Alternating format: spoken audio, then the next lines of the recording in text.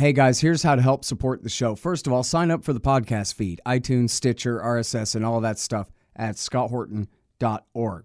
Secondly, head over to scotthorton.org/donate, and anyone who donates $20 right now, you'll get to the front of the line to get the audiobook first when it comes out.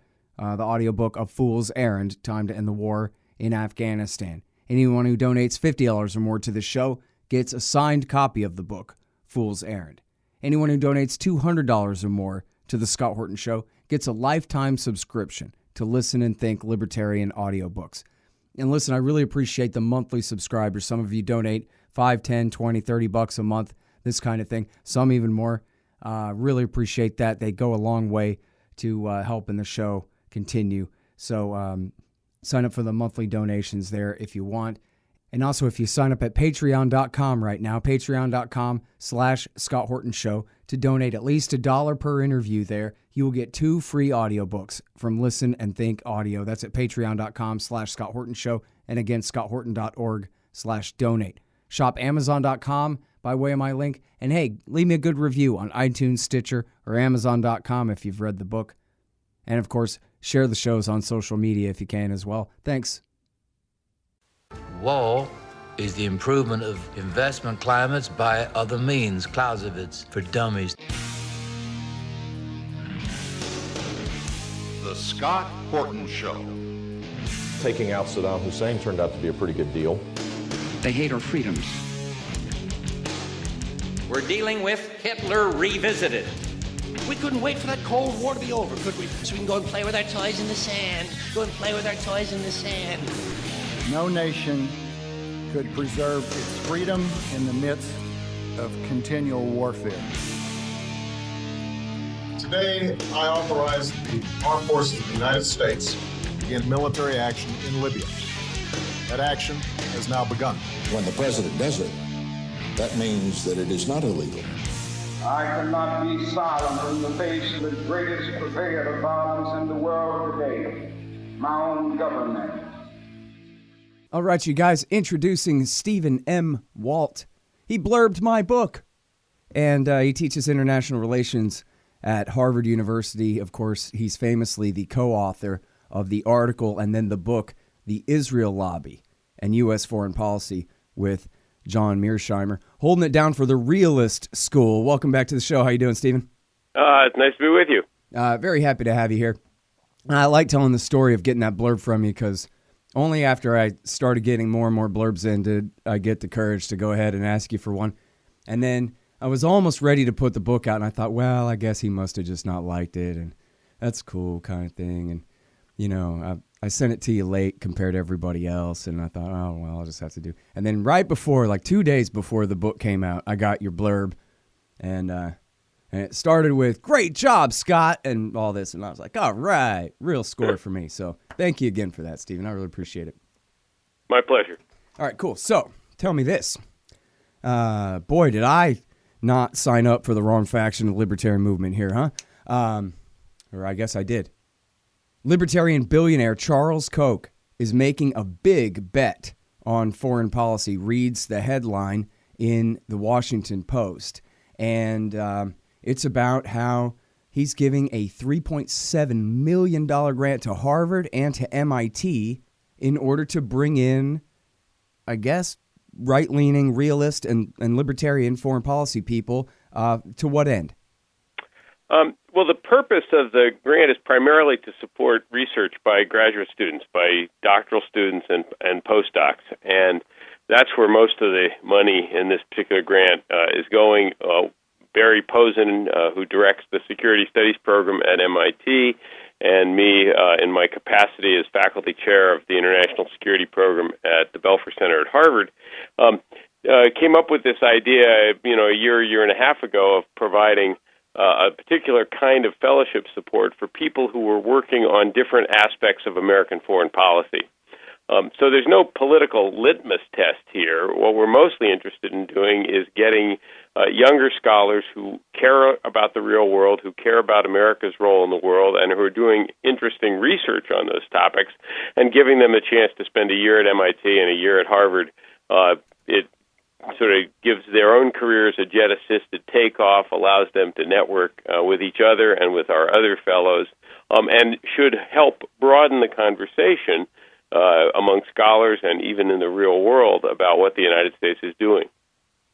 Great. Well, you know, there sure are plenty of warmonger colleges going on right now, apparently, judging by who's occupying which chairs at which think tanks most of the time. So certainly, if anything, this seems like kind of an overdue measure, but sure is good to see their money behind it, some real money behind it, because that's what we all want, right? As a libertarian billionaire, well, there are a couple, the Koch brothers, right? Yeah. Well, more importantly, there's sort of two things going on. I mean, first of all, getting just a broader set of ideas into the conversation would be good. But also, we're hoping to encourage at least some graduate students who may have been less inclined to work on topics that are of direct policy relevance to, do a dissertation that, would be academic and would be scholarly, but would also provide insights into things that policymakers are actually concerned with. There's been some tendency in recent years for a lot of academic research to be kind of off in I want to sort of in the political science hyperspace or off in sort of pure ivory tower world. And if we can get a few students to say, well, no, actually, I'm going to write on something that is directly relevant to U.S. foreign policy, that would be terrific as well.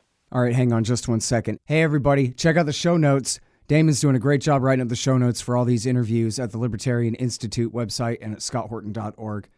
And listen, you need to, while you're at scotthorton.org, check out all the advertisers in the right margin there. No Dev, No Ops, No IT, a great book by Hussein Badakhshani. The War State, another great book, this one by Mike Swanson, who also gives investment advice at wallstreetwindow.com. If you want to buy precious metals, go to Roberts & Roberts Brokerage, Inc., and they will take good care of you there to buy precious metals for your savings. LibertyStickers.com for your anti-government propaganda. 3T Editing to make your book read nice. Tom Wood's Liberty Classroom so you're not wrong about everything. Darren's Coffee to get you up in the morning. And expanddesigns.com if you want a new website. You see the great website at foolserrand.us? Well, Expand Designs did that one for me, and they will give you $500 off your new website at expanddesigns.com if you just go to expanddesigns.com/Scott.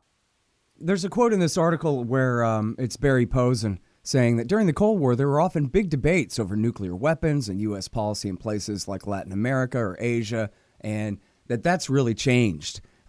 Is that your experience, that people used to fight a lot more openly and that there were a lot more prominent people available to take the different sides and go ahead and fight about it, say in the Reagan years?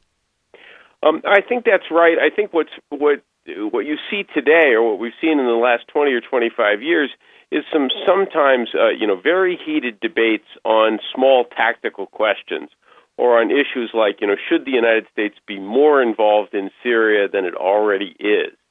Where you haven't seen a really fundamental, deep debate, and certainly not a wide-ranging one, is on sort of broader questions of American grand strategy, America's role in the world.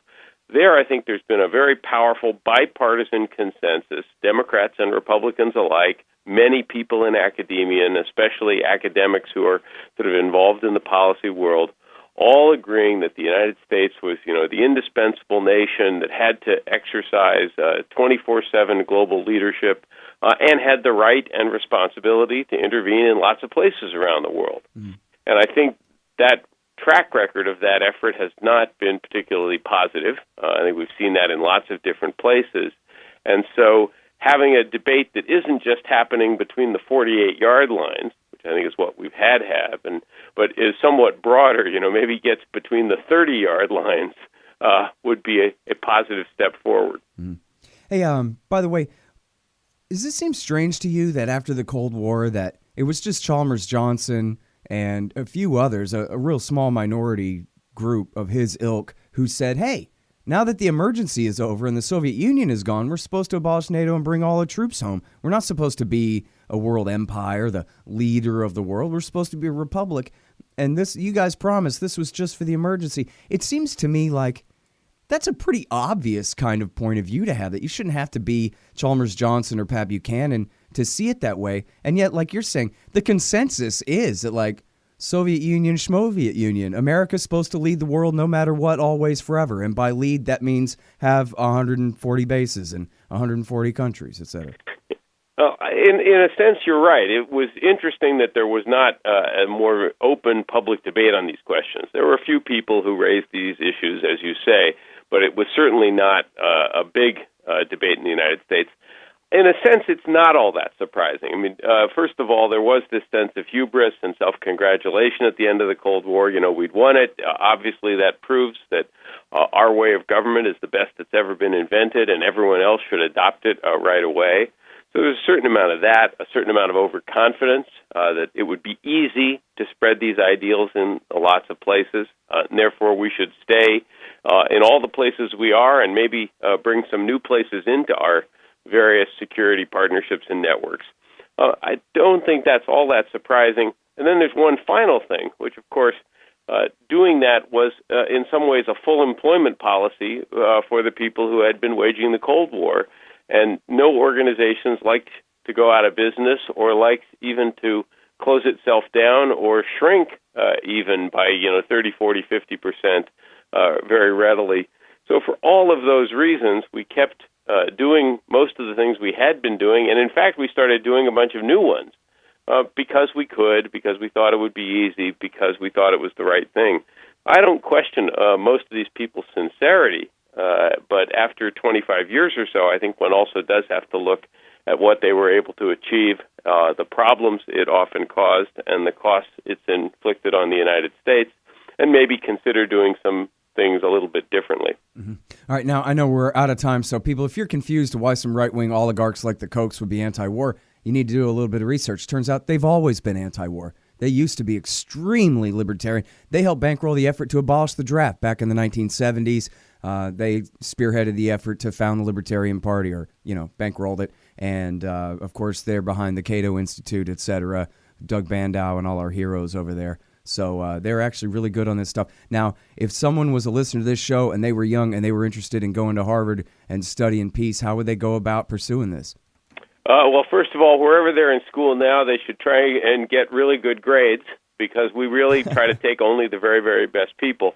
And then, given the program that we're putting together, they want to get into a good graduate school, get advanced to candidacy, have a dissertation topic that bears on some aspect of American grand strategy or statecraft, and then submit an application.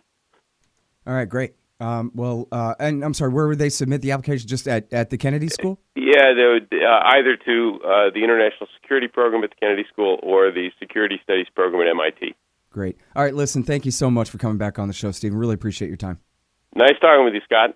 All right, you guys, that is Stephen M. Walt. You got to read his book. Him and John Mearsheimer wrote this thing, The Israel Lobby and U.S. Foreign Policy. It's 10 years old now, but I think you'll really enjoy the insights in there. And in fact, he wrote a thing, a back and forth over at the Forward a few weeks back on the marking the 10th anniversary of that book and its subject matter as well. You guys might want to check that out. I'm Scott Horton. I keep all the stuff at scotthorton.org, foolserrand.us for my book. Buy my book, Fool's Errand, Time to End the War in Afghanistan, foolserrand.us. I run the Libertarian Institute at libertarianinstitute.org, and I'm the editor of antiwar.com. Thanks.